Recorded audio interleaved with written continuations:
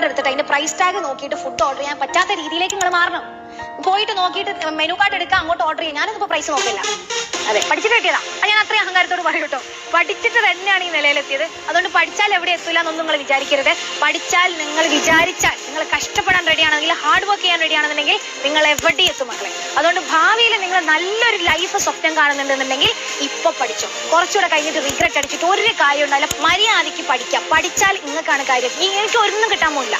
നിങ്ങൾ പഠിച്ചു കഴിഞ്ഞാൽ നിങ്ങൾക്ക് നല്ല ജോലി കിട്ടും, നിങ്ങൾക്ക് നല്ല ലൈഫ് കിട്ടും, നിങ്ങൾ ആഗ്രഹിച്ച കാർ വാങ്ങിക്കാൻ പറ്റും, നിങ്ങൾ ആഗ്രഹിച്ച രീതിയിൽ പൈസ ഉണ്ടാക്കാൻ പറ്റും, നിങ്ങളുടെ പാരന്റ്സിനെ പ്രൗഡാക്കാൻ പറ്റും. ഒരു ഫാമിലിയിൽ ഫംഗ്ഷൻ നടക്കുന്ന സമയത്ത് നിങ്ങളുടെ ഫാമിലിയിൽ അല്ലെങ്കിൽ നിങ്ങളുടെ അച്ഛനെയും അമ്മയെയും നിങ്ങൾ ഒരു ലക്ഷറി കാറിൽ കയറ്റിയിട്ട് ഓരോ മുന്നിൽ പോയിട്ട് ഇറങ്ങുന്ന തീരൊക്കെ നമ്മൾ ആലോചിച്ച് നോക്ക്. ഇതൊക്കെ ആലോചിച്ച് കഴിഞ്ഞാൽ ആർക്കാ പഠിക്കാണ്ടിരിക്കാൻ പറ്റുക? നിങ്ങൾക്ക് സെറ്റ് ബാക്സ് വന്നിട്ടുണ്ടാവും, നിങ്ങൾക്ക് ഫെയിലിയേഴ്സ് വന്നിട്ടുണ്ടാവും, നിങ്ങൾ തോറ്റിട്ടുണ്ടാവും എക്സാംസിൽ. ഇതൊന്നും ഒരു കാര്യമില്ല. വൺസ് നിങ്ങൾ വിൻ ചെയ്ത് കഴിഞ്ഞാൽ, ഒറ്റ പ്രാവശ്യം നിങ്ങൾ ജയിച്ചു കഴിഞ്ഞാൽ പിന്നെ നിങ്ങളൊന്നും നോക്കണ്ട. അത്രയും കാര്യങ്ങൾ തോറ്റോ ജയിച്ചോ എന്നും ആരും നോക്കാൻ പോകുന്നില്ല.